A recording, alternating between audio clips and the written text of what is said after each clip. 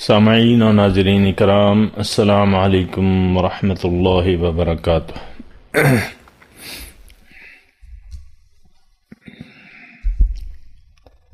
سورہ بقرہ آیت نمبر 212۔ اعوذ باللہ من الشیطان الرجیم، بسم اللہ الرحمن الرحیم۔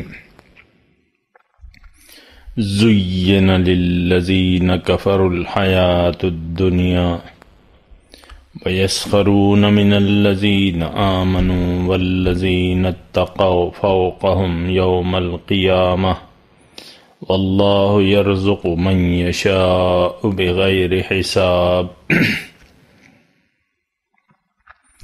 كَانَ النَّاسُ أُمَّةً وَاحِدَةً فَبَعَثَ اللَّهُ النَّبِيِّينَ مبشرين ومنذرين وأنزل معهم الكتاب بالحق ليحكم بين الناس فيما اختلفوا فيه وما اختلف فيه إلا الذين أوتوه من بعد ما جاءتهم البينات بغيا بينهم فهدى الله الذين آمنوا لما اختلفوا فيه من الحق بإذنه واللہ یہدی من یشاء الی صراط مستقیم۔ زین للذین کفروا الحیاۃ الدنیا، کافروں کو حیات دنیا جو ہے وہ مزین کر دی گئی ہے، اچھی دکھا دی گئی ہے۔ ویسخرون، اور یہ مذاق اڑاتے ہیں ایمان والوں کا، اور حال یہ ہے کہ جو لوگ متقی ہیں فوقہم یوم القیامہ، وہ ان سے اوپر کے درجے میں ہوں گے قیامت کے دن۔ واللہ یرزق من یشاء بغیر حساب، اللہ تعالیٰ رزق دیتا ہے جسے چاہتا ہے بغیر حساب کے۔ کان الناس امۃ واحدہ، بے شک لوگ ایک امت تھے، ایک جماعت تھے، ایک مذہب پہ تھے۔ فبعث اللہ النبیین مبشرین ومنذرین، جب ان میں اختلاف پیدا ہو گیا تو اللہ تعالیٰ نے ان میں بھجوائے نبی جو بشارت دینے والے اور ڈرانے والے۔ وانزل معہم الکتاب، اور ان کے ساتھ کتاب نازل کی، بالحق، ٹھیک، لیحکما، تاکہ وہ فیصلہ کرے، بین الناس فیما اختلفوا فیہ، لوگوں کے درمیان جس بارے میں وہ اختلاف کرتے تھے۔ وما اختلف فیہ، اور یہ انہوں نے اختلاف نہیں کیا، الا الذین اوتوہ، مگر ان لوگوں نے جنہیں کتاب دی گئی تھی، من بعد ما جاءتہم البینات، بعد اس کے کہ ان کے پاس واضح نشانیاں آ گئیں حق کی، بغیم بینہم، بغاوت، آپس میں ہٹ درمی، سرکشی کی وجہ سے۔ فہد اللہ الذین آمنوا، پس اللہ تعالیٰ نے ہدایت دے دی جو ایمان والے تھے، لما اختلفوا فیہ، جن باتوں میں اختلاف وہ کرتے تھے، من الحق بإذنہ، ٹھیک ٹھیک اپنے حکم سے۔ واللہ یہدی من یشاء الی صراط مستقیم، اللہ تعالیٰ ہدایت دیتا ہے جسے چاہتا ہے سیدھے راستے کی طرف۔ سامعین اکرام، تذکرہ ہو رہا ہے دنیا میں رہنے والے مختلف گروہوں کا، اور ان کے جو رہنے کے انداز ہیں، جو عقائد ہیں، جو نظریات ہیں، اس کی بات ہو رہی ہے۔ گزشتہ سبق میں اللہ تعالیٰ نے یہ ہمیں فرمایا کہ زُيِّنَ لِلَّذِينَ كَفَرُوا الْحَيَاةُ الدُّنْيَا، کہ کافروں کو دنیا کی زندگی اچھی لگتی ہے، یعنی یہ حق سے اس لیے انحراف کرتے ہیں کہ ان کی جو سوچ ہے وہ محدود ہے، یہ عقل استعمال نہیں کرتے۔ لہم قلوب لا یفقہون بہا ولہم آذان لا یسمعون بہا ولہم اعین لا یبصرون بہا، ان کے دل ہیں، ان کے پاس، اس سے سوچتے نہیں ہیں، آنکھیں ہیں، حق کو دیکھتے نہیں ہیں، اور ان کے کان ہیں حق کو سنتے نہیں ہیں، اور ظاہر پہ سارا ایمان ہے اور عقیدہ ہے، تو پھر ان کو دنیا جب دیکھیں، اس میں بات یہ ہے، مختصر اگر میں آپ کو بات بتاؤں تو بات یہ ہے کہ ان کو دنیا کی زندگی اس لیے اچھی لگتی ہے کہ انہوں نے غور نہیں کیا، کسی چیز پر غور نہیں، کسی چیز کی حقیقت پر غور نہیں کیا، نہ اپنی تخلیق پر غور کیا، نہ اللہ تعالی کے کمالات اور اس کی صفات پر غور کیا، نہ زمین و آسمان کی پیدائش میں غور کیا، نہ اپنی پیدائش میں غور کیا۔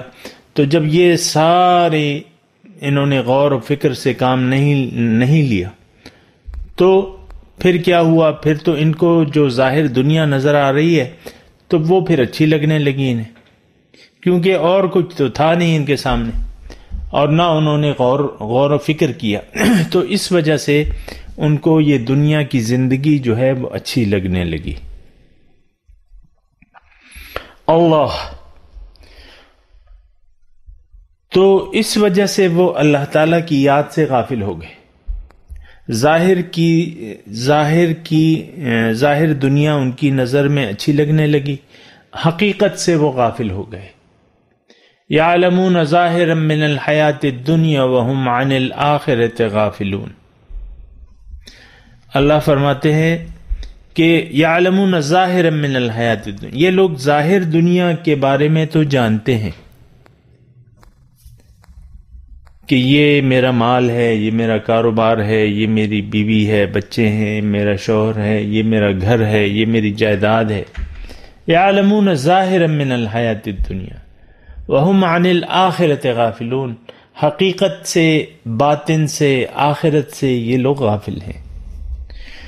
تو جب آپ حقیقت سے آپ نے نظر ہٹا لی، نہ اس پہ سوچا، نہ غور کیا، سامعین کرام ذرا سمجھنے کی بات ہے، سوچنا چاہیے ایسا کیوں ہوتا ہے کہ جب انسان حق کے بارے میں غور نہیں کرتا، فکر نہیں کرتا، دوبارہ میں آپ کو کہہ رہا ہوں، کائنات پہ غور نہیں کرتا، اپنے وجود پہ غور نہیں کرتا، آسمان اور زمین کی پیدائش میں غور نہیں کرتا، تو پھر نتیجہ یہ ہوتا ہے کہ اس کی جو نظر ہے محدود ہو کے رہ جاتی ہے، اور جو محدود ہے تو اس تک محدود رہتی ہے، جو ظاہر ہے اس تک محدود رہتی ہے۔ دنیا جو ہے وہ ظاہر ہے، پیسہ، مال، دولت، بیوی، بچے، جائیداد، گھر، گاڑی، یہ سب ظاہر سے تعلق رکھتے ہیں، اس تک ان کی نظر محدود رہتی ہے۔ سامعین کرام ایسے لوگ دیکھنے کو اگر آپ کوشش کریں تو بہت سارے ایسے لوگ مل جائیں گے آپ کو کہ جن کی نظر جو ہے وہ ظاہر تک محدود ہے، اور ہر انسان جو ہے وہ قیامت کے دن ہم سنتے تھے نا کہ ہر انسان اپنے پسینے میں ڈوبا ہوا ہوگا، یعنی اپنی پریشانیوں میں ہر انسان ڈوبا ہوا ہے، ہر ایک کے مسائل ہیں۔ آپ دیکھیں کوئی انسان آپ کو ایسا نہیں ملے گا جس کے کوئی مسائل نہ ہوں، ہر انسان اپنی اپنی پریشانیاں ہیں، مالداروں کی اپنی پریشانیاں ہیں، غربا کی اپنی پریشانیاں ہیں، متوسط طبقے کی اپنی پریشانیاں ہیں، ہر ایک جو ہے اپنی اپنی پریشانیوں میں ڈوبا ہوا ہے، اور اس کی وجہ یہ ہے کہ انہوں نے نہ عقل سے کام لیا، نہ فکر سے کام لیا، نہ غور کیا، اور نہ دیکھا، نہ سوچا، نہ دیکھا، نہ سنا۔ تو پھر نتیجتاً تو یہی ہوگا کہ آپ کی نظر جو ہے وہ محدود ہو کے رہ جائے گی، اور ان مسائل میں آپ الجھ کے رہ جائیں گے۔ وہ شاعر نے اس کی طرف اشارہ بھی کیا ہے نا کہ اسی روز و شب میں الجھ کے نہ رہ جا، کہ اس جہاں سے آگے جہاں اور بھی ہیں، زماں اور بھی ہیں۔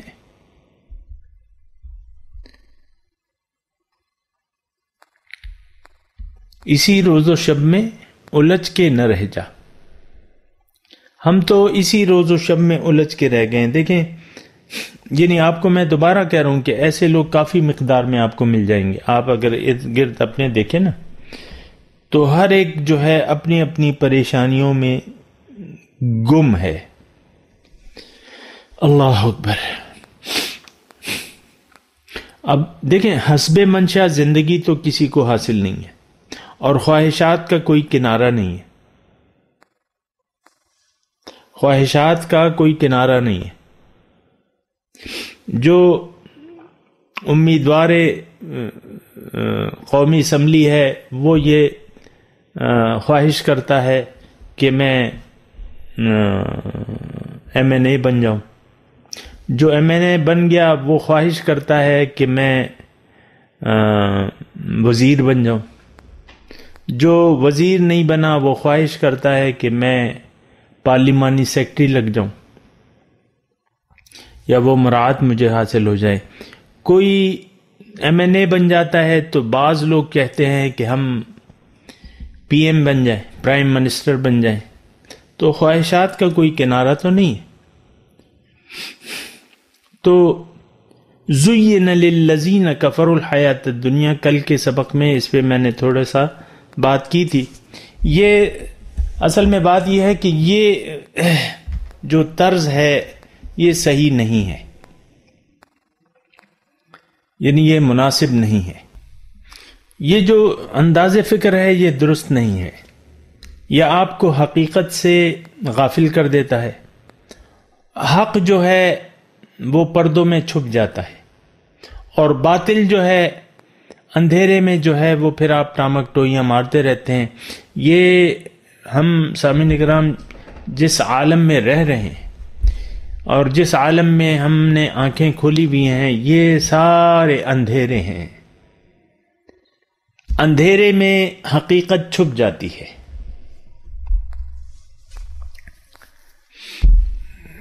میری طرف اگر آپ متوجہ ہیں نا, اندھیرے میں حقیقت چھپی رہتی ہے. ایک کمرہ ہے, اس میں ایک موتی ہے, ایک قیمتی موتی ہے جس کی مالیت جو ہے وہ لاکھوں روپے ہے. ایک موتی ہے یا ایک ہیرا ہے کہہ سکتے ہیں, لیکن اندھیرا ہے اور ظاہر ہے کہ وہ ہیرا جو ہے وہ اتنا بڑا تو نہیں ہوتا. تو وہ جب آپ اس ہیرے کو تلاش کریں گے تو آپ کو روشنی کرنی ہوگی, کمرے میں لائٹ جلانا ہوگی یا لائٹ کا کوئی انتظام کرنا ہوگا. کمرہ ظاہر ہے کہ بہت بڑا ہے تو اس میں ہیرے کو تلاش کرنے کے لیے آپ کو روشنی چاہیے. اللہ اکبر. اور روشنی جو ہے,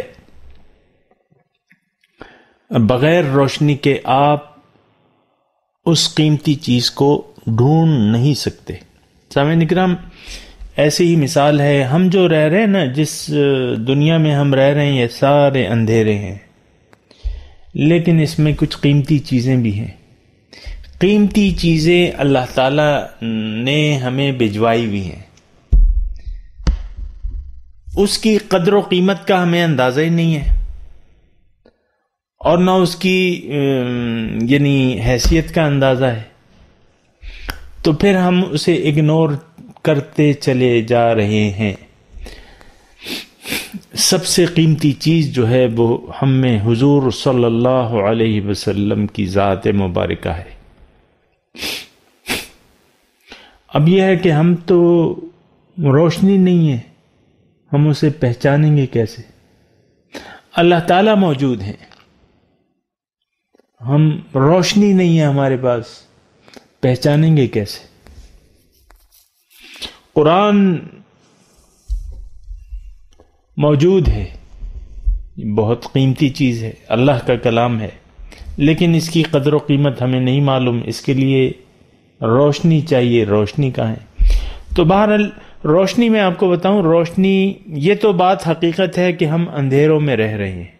اندھیرے بالکل اندھیرے ہیں. سب سے پہلے ہم یعنی اندھیروں میں حقیقت چھپ جاتی ہے. میں یہ بات کہہ رہا ہوں, اندھیرے میں حقیقت چھپ جاتی ہے. سب سے پہلے آپ کی ذات آپ کے جسم کا اندھیرا ہے جس میں آپ کی روح چھپی بھی ہے. آپ کو نظر ہی نہیں آ رہی، آپ کو احساس ہی نہیں ہے اپنا کہ میں کیا چیز ہوں. اہل حق موجود ہیں لیکن وہ یعنی ان کے تو قلوبہم مصابیح الہدی، ان کے دل جو ہے وہ ہدایت کے چراغ ہیں. ہمیں تو نظر نہیں آ رہے ظاہر نے. ان ھذا الا بشر مثلکم ما لھذا الرسول یأکل الطعام ویمشی فی الاسواق. اس رسول کو کیا ہوا کہ یہ تو ہماری طرح کھانا کھاتا ہے اور بازاروں میں چلتا پھرتا ہے، یہ کیسا رسول ہے؟ تو رسول کی ذات کو لوگ اس سے انکار کر دیتے تھے. نوح علیہ السلام کو ان کی قوم نے کہا کہ بل نظنکم کاذبین.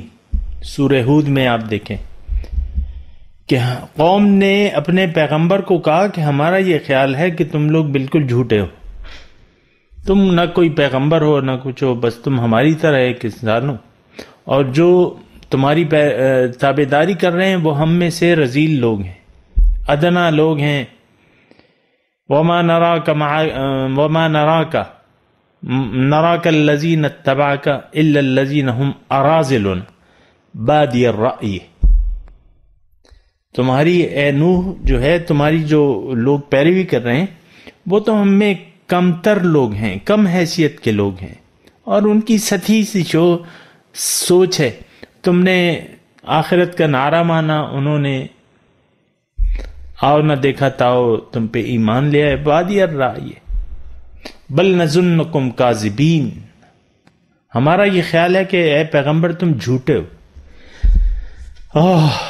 تو تکذیب اسی وقت کی جاتی ہے کسی پیغمبر کی جب انسان اس کو جھوٹا سمجھتا ہے.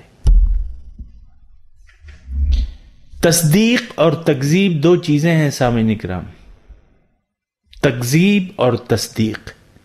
تصدیق آپ کریں گے تو پھر اگر پیغمبر کی آپ نے تصدیق کر دی تو پھر آپ اس کا اتباع بھی کریں گے. اگر آپ نے اس کی تکذیب کر دی تو اس کا آپ اتباع کرنے پہ تیار نہیں ہوں گے. ایک نقطہ ہے سامعین کرام، اگر آپ نوٹ کر لیں، ہم لوگ پیغمبر کی عملاً تکذیب میں مصروف ہیں. ہمارے عمل سے یہ لگ رہا ہے کہ یہ پیغمبر قابل اتباع نہیں ہے، ہم نہیں کر سکتے اس کا اتباع. یہ ان طریقوں پہ آج کے زمانے میں عمل نہیں ہو سکتا. چھوڑو پرانی باتیں، نعوذ باللہ من ذالک. تو جو لوگ، میں یہ کہہ رہا تھا کہ اندھیرے اور روشنی، حقیقت جو ہے وہ چھپ جاتی ہے. اندھیروں میں حقیقت چھپی ہوئی ہے. آپ کو یہ تھوڑا سا محسوس کرنے کی کوشش کریں. ہم اندھیروں میں ہیں اور اندھیروں میں رہنا چاہتے ہیں. اندھیروں میں بہت سے لوگ جو ہیں وہ روشنی چاہتے نہیں ہیں، کہتے ہیں بس یہی ٹھیک ہے جو ہے، یہ کاروبار ٹھیک ہے، یہ بزنس ٹھیک ہے، یہ نوکری ٹھیک ہے، یہ ہماری حیثیت ٹھیک ہے، یہ پوزیشن ٹھیک ہے، بیوی بچے مال دولت یہ سب ٹھیک ہے، اور کچھ نہیں چاہیے.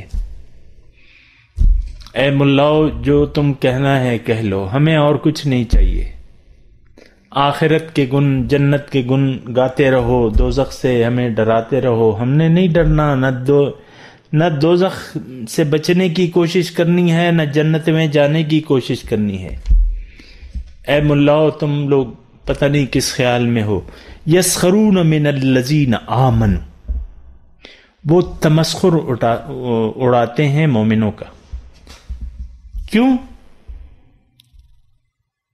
کیوں اڑاتے ہیں تمسخر؟ کیونکہ ان کی نظر میں یہ مومن ایسی چیز پر ایمان لائیں جس کا کوئی پتہ ہی نہیں ہے، جو نظر ہی نہیں آ رہی، اور یہ ان چیزوں پہ لٹو ہو رہے ہیں جو نظر آ رہی ہیں. یہ مال اور دولت، پیسہ اور پوزیشن، یہ کرسی اور اقتدار یہ نظر آ رہی ہیں. آپ دیکھیں نا بہت سے لوگ آپ کو مل جائیں گے جو ایک اکڑ سے چلتے ہیں زمین میں اور کچھ سمجھتے ہیں اپنے آپ کو. تو وہ تمسخر اڑانے سے مراد یہ ضروری نہیں ہے کہ ضروری اس پر کسی ایمان والے پر آوازیں کسے جائیں، بس ایک نظر حقارت سے دیکھتے ہیں اور ان کے دل میں ان کے لیے کوئی عزت نہیں ہوتی. مومنوں کے لیے کوئی عزت نہیں ہوتی. مومنوں کے کردار کو، ان کے اعمال کو حقارت سے دیکھتے ہیں. مومن تو متبع رسول ہوتا ہے، اللہ کا بندہ ہوتا ہے اور متکبر نہیں ہوتا.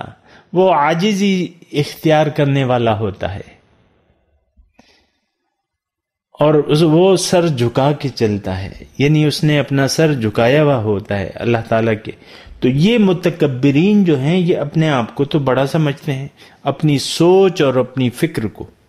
آپ کو بہت سے لوگ سامعین کرام ایسے مل جائیں گے جو مومنوں کے مقابلے میں تکبر کی انہوں نے ایک روش اختیار کر لی ہوگی. تو ایسے بہت سے لوگ مل جائیں گے، یعنی وہ نیچ. یہ تو ظاہر ہے کہ میں بھی اس معاشرے کا ہی ایک فرد ہوں، تو لوگ یعنی نیچلی نظر سے دیکھتے ہیں، یعنی ان کو حقیر جانتے ہیں. وَيَسْخَرُونَ مِنَ الَّذِينَ آمَنُوا. اس کی وجہ یہی ہے کہ ایمان والوں نے تو آخرت کو لے لیا ہے، وہ تو اللہ کے بندے ہیں، وہ تو اللہ کی رضاؤں کے پیچھے چلتے ہیں، وہ ان کی کوئی ایسی ٹھاٹ باٹ اور وہ ایسی چیز تو نہیں ہوتی. تو پھر وہ ان کو حقارت سے دیکھتے ہیں. یسخرون من الذین آمنوا.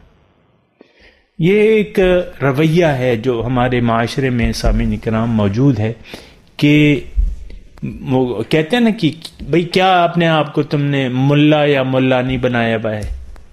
ظاہر ہے عورتیں بھی ہیں، یعنی جو فیمیلز ہیں ان کو وہ اگر سیدھی راہ پہ چل پڑے تو ظاہر ہے کہ وہ اپنے بال وغیرہ اس سب کا حجاب شروع کر دیں گی اللہ کو راضی کرنے کے لیے، رسول کو راضی کرنے کے لیے. تو وہ اپنے حجاب میں رہیں گی. تو کسی بھی محفل میں جائیں گی جہاں ایسا مثال کے طور پہ سب لڑکیاں جو ہیں بال کھولے پھر رہی ہیں تو وہ اس کو ذرا تمسخر سے دیکھیں گے. یسخرون من الذین آمنوا. ایمان والوں کو یا ایمان والیوں کو تمسخر سے دیکھتے ہیں. بھئی کیا تم نے اپنے آپ کو ملا نہیں بنایا؟ اس کی سہیلیاں اسے کہیں گی کن دقیانوسی خیالات میں تم پڑھ چکی ہو یا پڑھ چکے ہو. تو یسخرون من الذین آمنوا. یہاں سامعین کرام ایک تسلی بھی ہے مومنوں کو کہ یہ لوگ تمہارا مذاق اڑائیں گے لیکن ٹھیک ہے،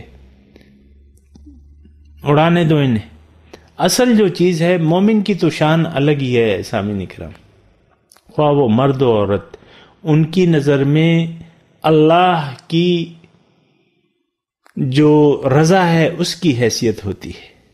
وہ تو اپنے اعمال جو کرتے ہیں اس میں دیکھتے ہیں کہ بھئی یہ میں عمل کر رہا ہوں یا کر رہی ہوں، اس سے اللہ تعالیٰ راضی ہو جائے گا کہ خفا ہو جائے گا.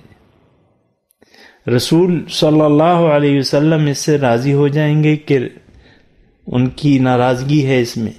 ان کی تو ساری توجہ جو ہے اللہ کی طرف اور اس کے رسول کی طرف ہوتی ہے. یریدون وجہ، وہ تو اس کی ذات کے طالب ہوتے ہیں. تو ایسی کوئی فکر کی بات نہیں ہے صاحب ایمان والوں کے لیے. اصل جو یعنی قدر ہے وہ تو اللہ تعالی کی نظر میں ہم کیسے ہیں. اصل چیز یہ ہے اگر اللہ تعالی کی نظر میں ہم باعزت ہیں تو ہم باعزت ہیں، اور اللہ کی نظر میں کون باعزت ہے، کون مکرم ہے. ان اکرمکم عند اللہ اتقاکم. تم میں سے معزز وہ ہیں جو تم میں سے زیادہ متقی ہیں۔ تو سامعین اکرام، جو مومن ہیں وہ تو لوگوں کی ولا یخافون لومۃ لائم، مومن کی ایک صفت قرآن میں بیان ہوئی ہے کہ وہ کسی ملامت گر کی ملامت سے نہیں ڈرتے۔ کوئی بھی ان کو کچھ بھی کہہ رہا ہو، ان کو کوئی پرواہ نہیں کہ یہ فلاں میرے بارے میں کیا کمنٹس دے رہا ہے، ان کو اس بات کی کوئی پرواہ نہیں۔ لا یخافون، نہیں ڈرتے وہ لومۃ لائم، کسی ملامت کرنے والے کی ملامت کا۔ تو وَيَسْخَرُونَ مِنَ الَّذِينَ آمَنُوا، یہ لوگ جو ہیں بوجوہ ایمان والوں کو حقیر سمجھتے ہیں، ان کا مذاق اڑاتے ہیں۔ اور وَالَّذِينَ اتَّقَوْا فَوْقَهُمْ يَوْمَ الْقِيَامَةِ، ایمان والے جو ہیں، اب ظاہر ہے کہ آخرت میں تو درجات پہ فیصلہ ہوگا۔ یہ کافر جو ہیں یہ سب سے نچلے درجے میں ہوں گے، یعنی اسفل السافلین میں ہوں گے، اور جو مومن ہیں وہ علیین میں ہوں گے، اللہ کے پاس ہوں گے، عند ملیک مقتدر۔ ان المتقین فی جنات ونہر فی مقعد صدق عند ملیک مقتدر، متقی جو ہیں جنتوں میں ہوں گے، باغات میں ہوں گے، نہروں جن کے نیچے نہریں بہہ رہی ہیں، فی مقعد صدق، اس باعزت بیٹھنے کی جگہ، اپنے مقتدر بادشاہ کے پاس بیٹھے ہوں گے۔ تو والذین اتقوا فوقہم یوم القیامہ، قیامت کے دن تو متقیوں کا حال ہی الگ ہوگا، ان کے تو کیا کہنے۔ وَأَصْحَابُ الْيَمِينِ مَا أَصْحَابُ الْيَمِينِ، اصحاب یمین جو ہیں دائیں ہاتھ والے کیا ہی مزے میں ہوں گے۔ وَالَّذِينَ اتَّقَوْا فَوْقَهُمْ يَوْمَ الْقِيَامَةِ، اب وَاللَّهُ يَرْزُقُ مَن يَشَاءُ بِغَيْرِ حساب، یہاں سامعین کرام ایک لطیف نقطہ ہے،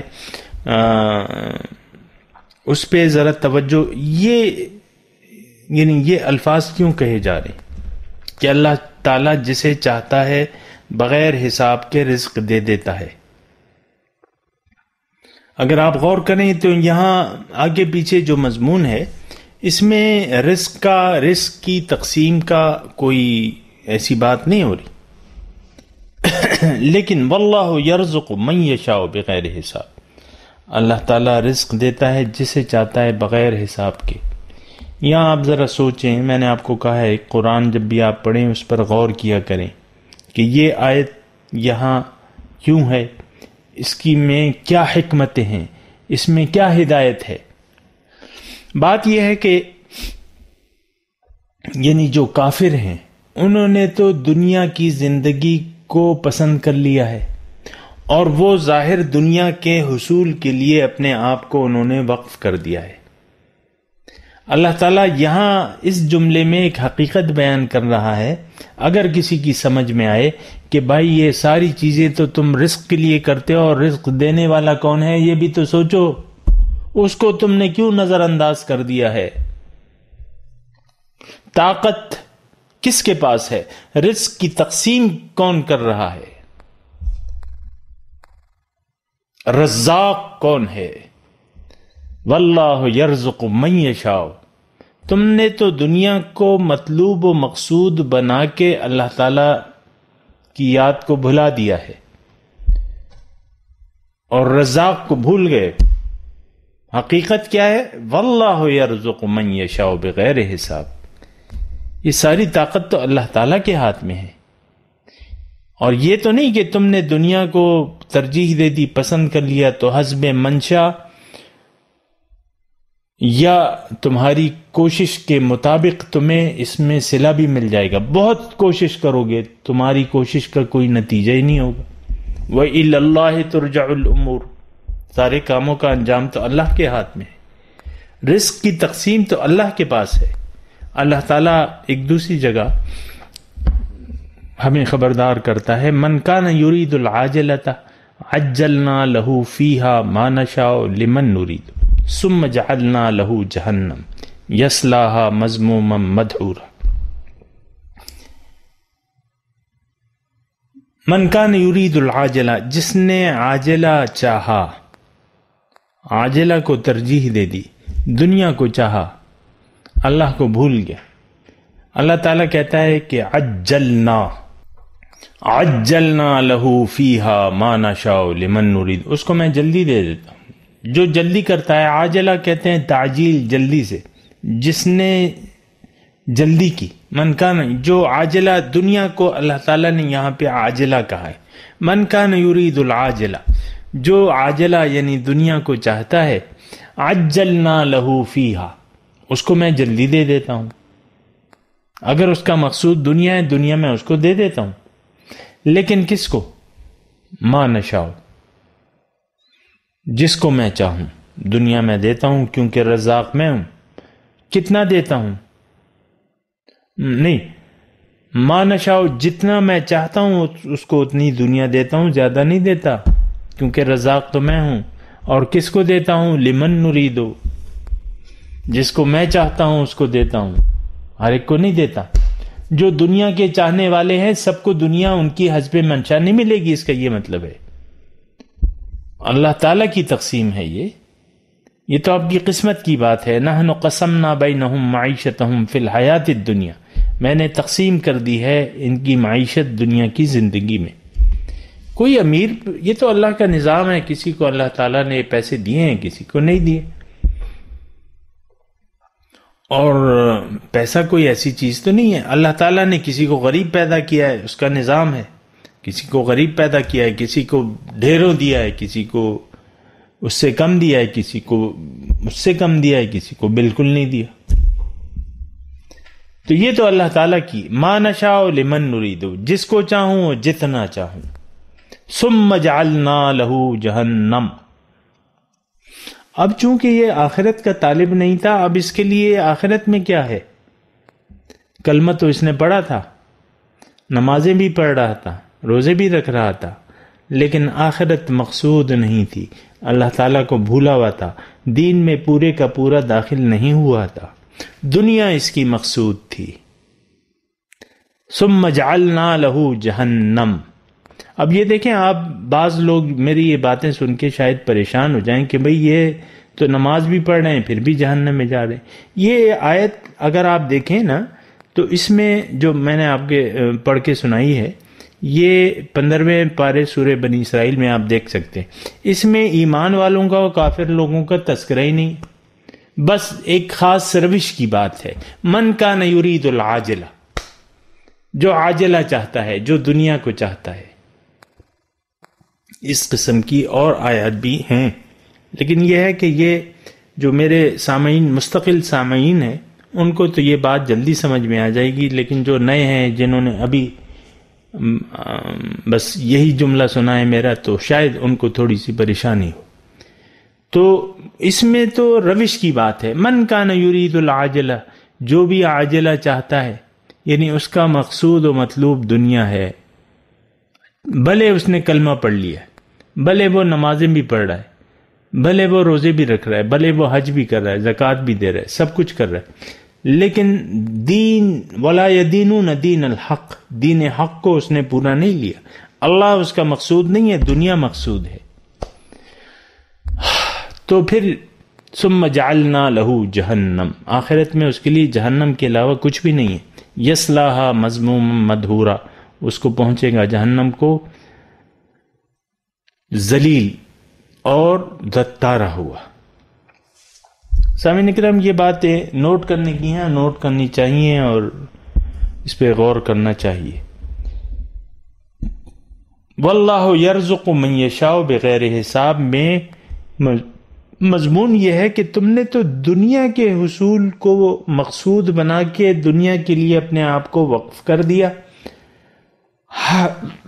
حق سے تم نے انکار کر دیا۔ تو اب یہ ہے نا کہ اب تم کیا چاہتے ہو؟ تمہیں یہ پتہ نہیں ہے کہ میں رزق دینے والا ہوں، واللہ یرزق من یشاء بغیر حساب، رزق دینے والا تو میں ہوں۔ تو اگر میں ہوں اور ساری طاقت میرے ہاتھ میں ہے تو تم نے مجھے کیوں فراموش کر دیا ہے؟ میرے رسول سے کیوں نے ناطا توڑ لیا ہے؟ میرے دین میں پورے کے پورے داخل کیوں نہیں ہو رہے؟ میری رضاؤں کو کیوں نہیں تلاش کر رہے؟ جبکہ رزق دینے والا میں ہوں اور تم نے رزق کے حصول کے لیے یہ سب کچھ فراموش کر دیا ہے، تو تم بے وقوف ہو کہ نہیں ہو؟ اب سامعین اکرام، ایک اور بات ہے، اللہ تعالیٰ فرماتا ہے کہ یہ تاریخ اللہ تعالیٰ بیان کر رہا ہے، یعنی لوگوں کی ہدایت کی اور گمراہی کی تاریخ اللہ تعالیٰ بیان کر رہا ہے کہ یہ ایسا کب سے ہے، یہ گمراہی اور دنیا داری کب سے ہے، یہ ازل سے نہیں ہے، یعنی یہ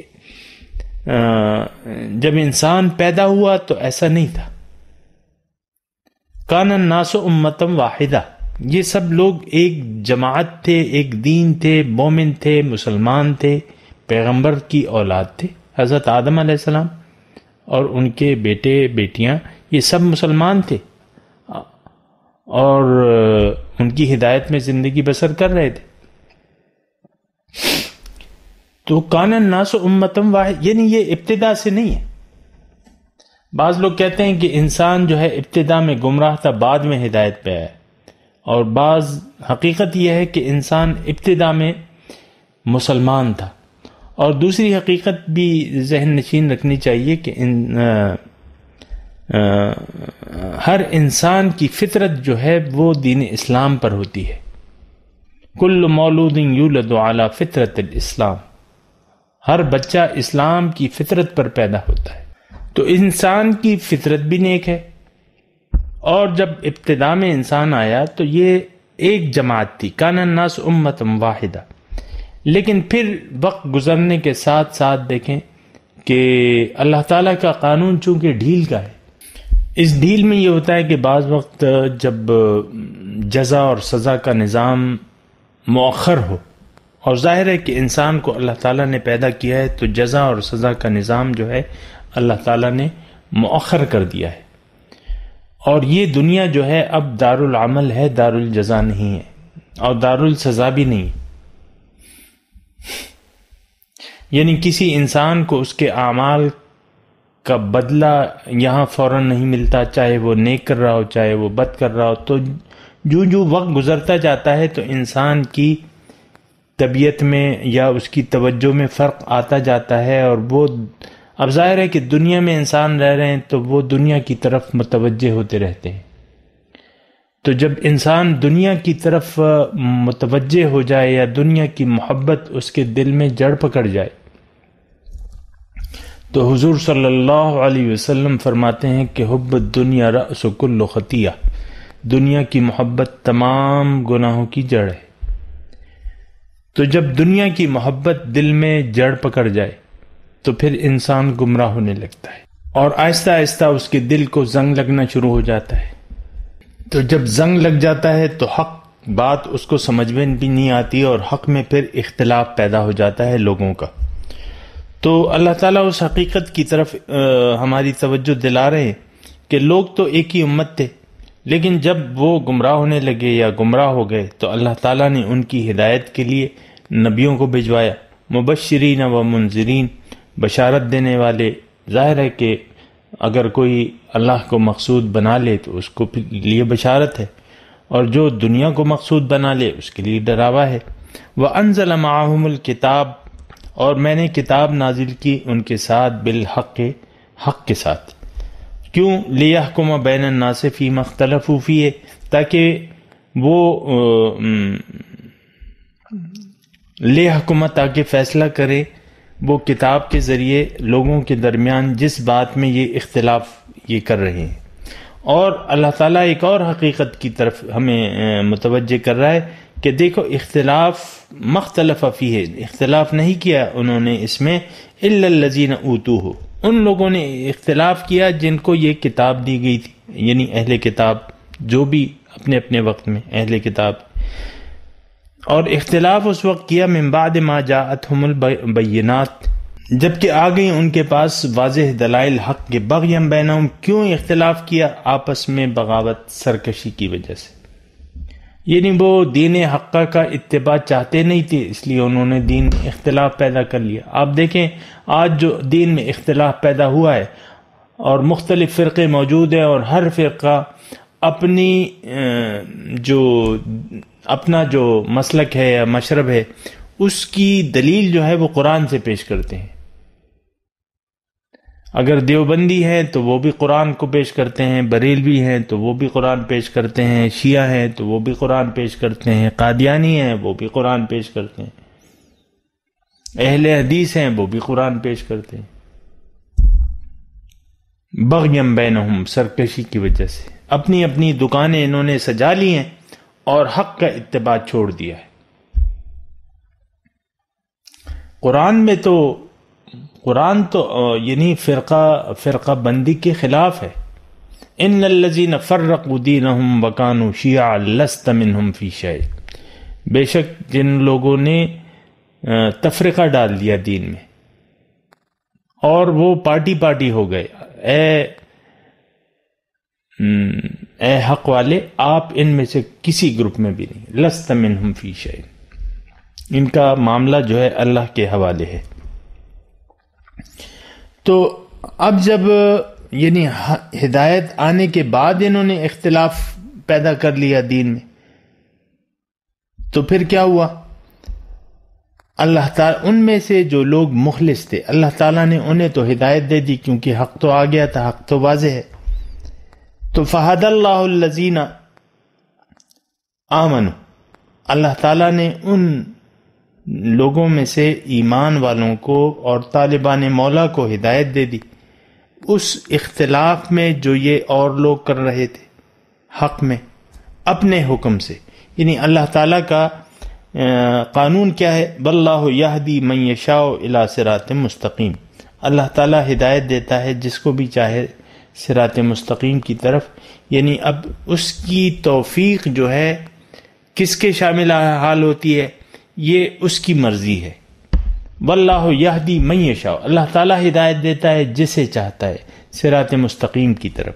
لیکن یہاں یہ مطلب ہرگز آپ نہ لیں کہ یہ ہدایت جو ہے اللہ تعالیٰ کی یعنی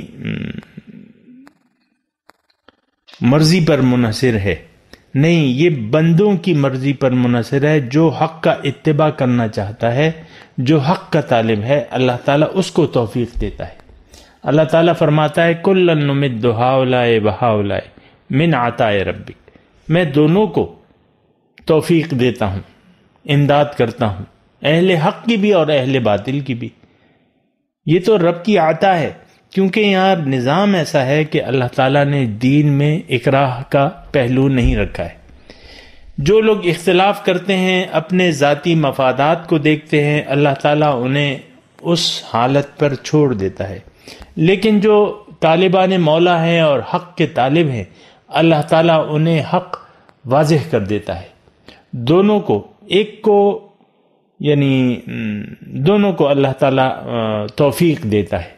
کُلًا نُمِدُّ، تو واللہ یہدی من یشاء الی صراط مستقیم، اللہ تعالیٰ ہدایت دیتا ہے جسے چاہتا ہے، اور کسے چاہتا ہے؟ جو خود چاہے۔ اور ایک اور آیت اگر میں پیش کروں آپ کے سامنے، ذالک بأن اللہ لم یک مغیرا نعمتا انعمها علی قوم حتی یغیروا ما بانفسہم، اللہ تعالیٰ کسی قوم کی جو اچھی حالت ہے اس وقت تک نہیں بدلتا جب تک وہ خود ایسے اسباب پیدا نہ کر دے اور وہ اپنی حالت، اور وہ شاعر بھی کہتا ہے نا، خدا نے آج تک اس قوم کی حالت نہیں بدلی، نہ ہو جس کو خیال آپ اپنی حالت بدلنے کا۔ تو من یشاء، جسے اللہ تعالیٰ چاہے ہدایت دیتا ہے صراط مستقیم کی طرف، یعنی جو لوگ خود چاہیں ہدایت کو قبول کرنا، اللہ تعالیٰ انہیں اس کی توفیق دے دیتا ہے۔ فہد اللہ الذین آمنوا لما اختلفوا فیہ من الحق بإذنہ، یعنی اللہ بإذن کا مطلب اللہ کا جو قانون ہے ہدایت اور گمراہی کا۔ یہدی من یشاء یضل بہ کثیرا ویہدی بہ کثیرا، بہت سے لوگ اس سے ہدایت پا جاتے ہیں، بہت سے لوگ گمراہ ہو جاتے ہیں۔ یہ تو لوگوں کی پھر مرضی پر منحصر ہے، اور اللہ تعالیٰ نے ہر ایک کو قوت فیصلہ دی ہے، عقل دی ہے، شعور دیا ہے، ہدایت دی ہے۔ فمن شاء فلیؤمن ومن شاء فلیکفر۔ دیکھیں وہاں کہہ رہا ہے من شاء اور من یشاء، یہدی من یشاء، تو اس میں الجھاؤ نہیں ہے، صرف تھوڑی سی سمجھ کا فرق ہے۔ اللہ تعالیٰ اس کا مطلب یعنی خلاصہ میں آپ کو بیان کر رہا ہوں، اللہ تعالیٰ کا یعنی منشا یہ ہے کہ ہر ایک آدمی ہدایت میں اس کے سامنے پیش کروں تو اور پھر اس پہ جبر نہ کروں، تو جو مرضی فمن شاء فلیؤمن، جس کا جی چاہے تو ایمان لے آئے، من شاء فلیکفر، جس کا جی چاہے تو انکار کر دے۔ سامعین اکرام، یہاں تک سبق ہو گیا، اور کافی تفصیل سے اللہ تعالیٰ نے جو مختلف گروپ ہیں ان کی تفصیل بیان کی، اور پھر اس کی وجوہات بھی بیان کی، اور تقوی والوں کا درجہ بیان کیا، اور کافی اور شافی اس میں ان تمام مضامین میں ہمارے لیے ہدایت ہے۔ اب ہم نے اس قرآن کے ترازو میں ہم نے اپنے آپ کو تولنا ہے کہ ہم نے اس میں سے کون سے گروپ میں سے ہیں۔ اگر طالبان دنیا سے ہیں تو اب بھی وقت ہے سامعین اکرام، ہمارے پاس یہ دنیا جو ہے جس میں ہم رہ رہے ہیں، یہ سارا جو ہے مہلت کا وقت ہے۔ اس میں جو ہے رجوع کا، یعنی باز آنچے ہرچ ہستی باز آ، تم جو کچھ بھی ہو وہ باز آ جاؤ۔ تو یہ دنیا جو ہے یہ مہلت کا وقت ہے، اور لیکن یہ ہے کہ اس کا پتہ بھی نہیں چلتا کہ کب یہ پرچہ ہم سے کھینچ لیا جائے، امتحان کا پرچہ کب کھینچ لیا جائے، جسم سے روح کو نکال کے دار فانی سے دار بقا کی طرف بھجوا دیا جائے، اس کا بھی پتہ نہیں چلتا۔ تو اب یہ ہے کہ وقت ضائع کرنے والی بات نہیں ہونی چاہیے، جس کو یعنی جو جتنا جلدی ہم اللہ تعالیٰ کی طرف متوجہ ہو سکتے ہیں، اس کی بندگی کی طرف، اس کی اطاعت کی طرف، اس کے دین کی طرف، اس کی رسول کی پیروی کی طرف، تو کوشش کرنی چاہیے۔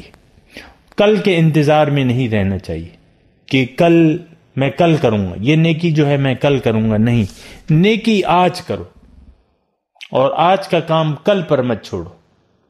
اور اللہ تعالیٰ نے اس میں هل ينظرون الا ان يأتيهم الله في ظلل من الغمام، اس میں بھی کافی سارا مضمون اللہ تعالیٰ نے کہ انتظار تم نے نہیں کرنا۔